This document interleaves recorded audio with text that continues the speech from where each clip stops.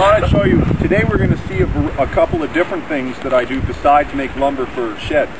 Like last week, mostly we were making lumber for a shed, and we're going to finish today by loading up that whole batch, which is going down for your shed. We'll load that up into the truck. But before that, I thought I'd show you some of the other kinds of things I do here at the sawmill. And one is to saw nicer lumber, fancier lumber for furniture makers. And that's what this log is. Does anybody have a guess what kind of log this is? Can you tell by the bark? Any ideas? I'll tell you what. I can't tell by many trees. I know. Maybe when you look at the golden bark and maybe when you look at the grain, maybe the grain will give you a clue if you look at it close. And I also know spruce. Anybody recognize that grain? It's sort of reddish. Is it the lumber kind of logs that you make lumber with? It is. It's furniture lumber. It's got a nice smell to it too.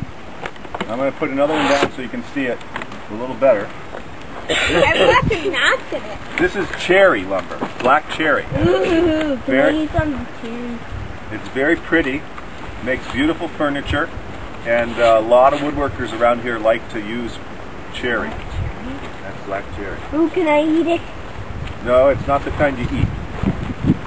So this log, it was came from the other side of town in Lincoln, and it was a gift to a friend, and I sawed it up, and the man who's going to take it is going to come this weekend and take it home and dry it, and then it'll take probably a whole year before it's dry enough, and then he'll make a bench or a table or any number of different things with it. So this is a nice piece of furniture. So what do you mean it's dry enough? Do you guys get it? Do you guys understand that? Feel how heavy that is. Grady, pick up one end of that.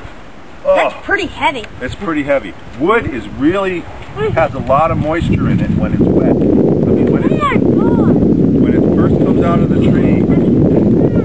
I got heavy. Yeah. How heavy? Really heavy. Really heavy. Oh. Okay. Oh, that's now, really heavy. All right. Yeah, I can really lift this one. Oh. So listen up. So it takes a long time for the wood to dry slowly enough before it's dry enough for a furniture maker. Because if it dries too fast, then it just splits and warps. So it has to dry really carefully. Anyway, so maybe in a year or two, this will be a nice piece of furniture. Okay, anybody want to help me put this back on top? I will. Thank you. Thank you, Grady. Do you always cut it to dry it or leave it as a log to dry? No, it'll have to have little sticks put in between it. Oh yeah. You see, stack it in layers, and in between each layer we put little sticks. And that allows air to go through these spaces and dry out the lumber evenly from both sides. These sticks have a special name. Isaiah, what are they called? Stickers. Stickers. We call them stickers. Huh? So after the wood comes off the mill, we put it on stickers. Ben, let's stay off it. That's all right. And then it starts to dry. This lumber is spruce. It dries very quickly. It'll be dry in a couple of months. And this is how I tell how high the saw is above the bed of the sawmill. So how high it is above those stainless steel pieces. And every time I make a cut, I have to set it right on this line. I go up and down and I do the math in my head. I have to do a lot of math. Really? So I have to do fractions.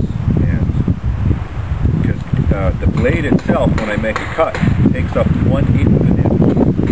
So if I want to make a 2-inch thick board, I have to do the math for 2 1/8 of an inch.